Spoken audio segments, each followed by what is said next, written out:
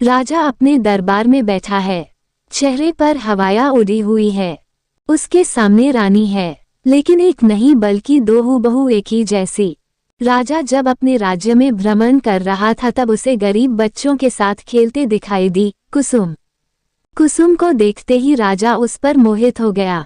रंग रूप में कोई ऐसी बात नहीं थी, एक साधारण सी दिखने वाली लड़की थी, लेकिन उसकी सादगी और भोलेपन ने राजा को आकर्षित किया। खेलते समय कुसुम का पैर एक कांटों की झाड़ी में जा घुसा, जिससे उसके पंजे में कांटों और पत्थरों की रगड़ से खून निकलने लगा। चोट कुसुम को आई थी, लेकिन दर्द राजा को हुआ था। उसे कुसुम से प्रेम हो गया। कुसुम के माँ बाप का कोई पता नहीं था।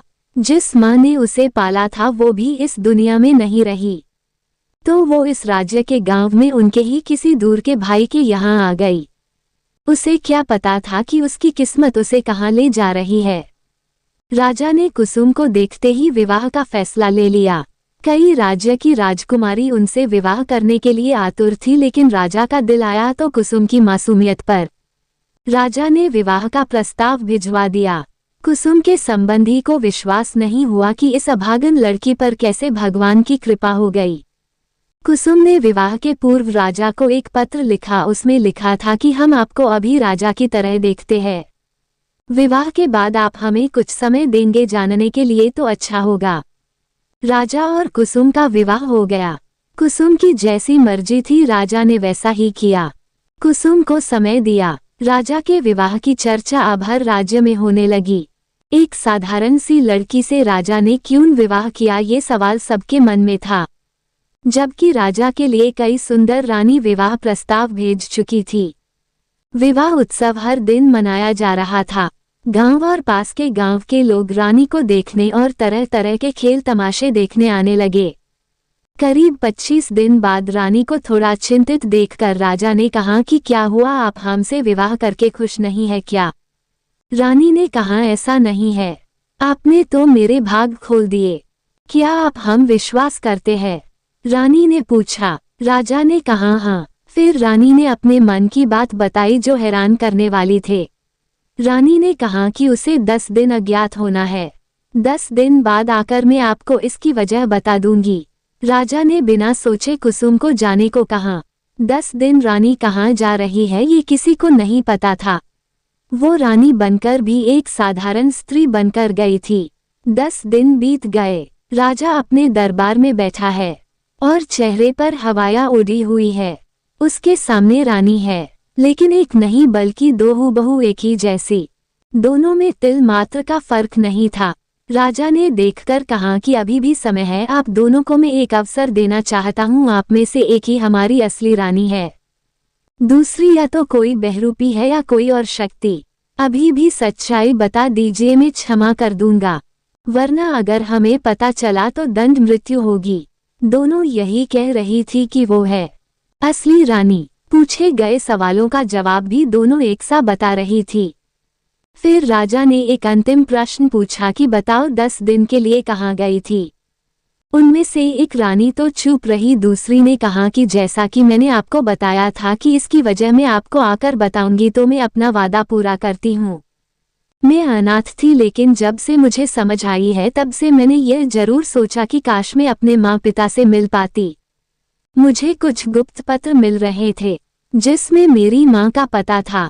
अब जबकि मैं रानी बन गई तब हर कोई मुझे अपनी पुत्री बनाना चाहेगा, इसलिए मैंने वहां जाकर उनसे भेंट की और सारी पूछ परख करने के बाद ही मैंने माना कि वो मेरी असली माँ है और मैं उन्हें अपने साथ यहाँ लाई हूँ। बस आपकी आज्ञा की प्रतीक्षा कर रही थी। रानी ने अपनी माँ को सबके सामने भरे दरबार में बुलाया।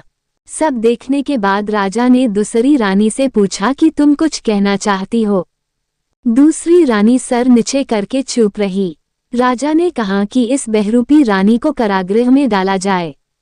तभी वहां खड़ी पहली रानी ने कहा कि महाराज, कारागृह नहीं, इसे मृत्यु दंड दें। इसने कोई छोटी गलती नहीं की। राजा ने कहा कि आप कहती है तो अवश्य इसे मृत्यु दंड मिलेगा, बस उसके समय की घोषणा हम कल भरे दरबार में करेंगे। इतना कहकर राजा ने आदेश दिया कि उसे कारागृह में डाल दिया जाए। रात्रि के वक्त राजा अकेले कारागृह गया और बंदी रानी से कहा कि मुझे असलियत पता है। कुसुम ये सुनकर हैरान रह गई और राजा की ओर देखने लगी। राजा ने अपनी बात फिर दोहराई कि मुझे पता है कि आप ही हमारी असली कुसुम है। रानी की आंखों से आंसू आने लगी। वो राजा को प्रेम भरी नजरों से देखने लगी। राजा ने अपनी बात पूरी की, कहा कि बस मुझे इस बात ने परेशान किया है कि आपने वहां यह नहीं बताया कि आप 10 दिन कहाँ गई थी और वो दोनों, वो रानी और उसके साथ में जो आई उसकी माँ, वो कौन है।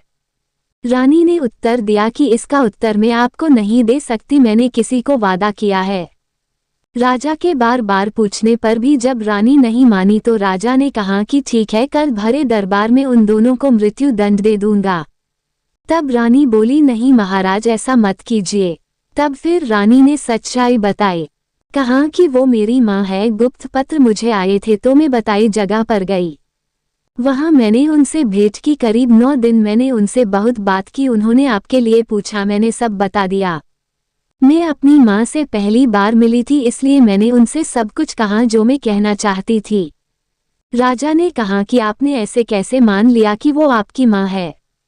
उन पत्रों में उन्होंने सब लिखा था जो मेरी पालने वाली माँ ने मुझे बताया था। मैं उनसे कई सवाल करती थी कि कभी मेरी असली माँ मिल जाएगी तो मैं उन्हें कैसे पहचानूंगी। उन्होंने कहा कि जो तुम्हें ये बता दे कि तुम कहाँ छूट गई, किन वस्त्रों में थी, वही तुम्हारी माँ है।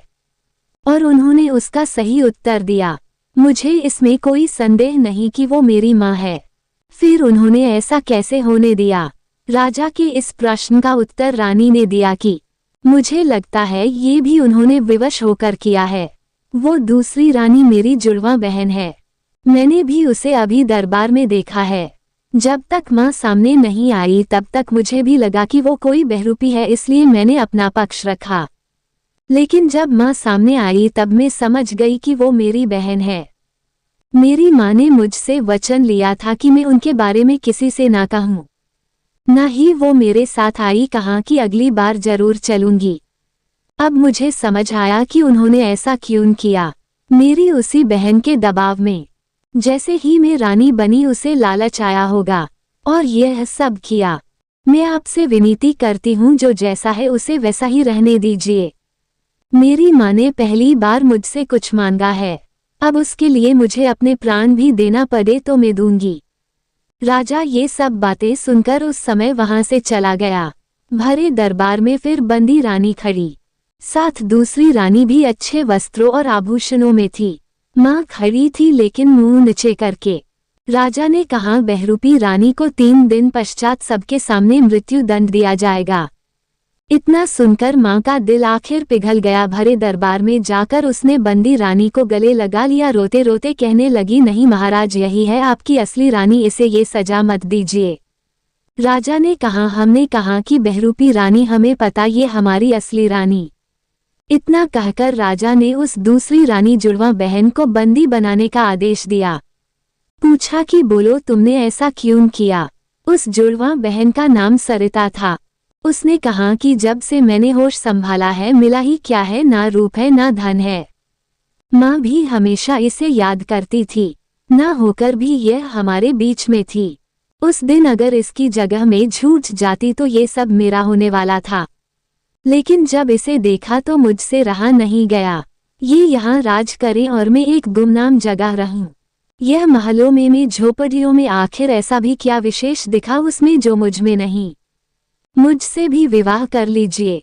राजा ने कहा, इतने सालों बाद तुम्हें अपनी बहन दिखी और तुमने ये सोचा, बड़े दुर्भाग्य की बात है। सिपाहियों, राजा के बोलने के पहले ही रानी ने बीच में कहा, महाराज आप इन्हें कृपा कर क्षमा करें मेरे खातिर। महाराज बोले, देखो जिसे तुम मृत्यु दंड देने वाली थी वो तुम्हारी जान की भीख मांग रही है। यही फर्क है तुम दोनों में। रानी ने अपनी माँ को वहीं रुकने को कहा लेकिन वो नहीं मानी। कहा कि उसको समझाना होगा।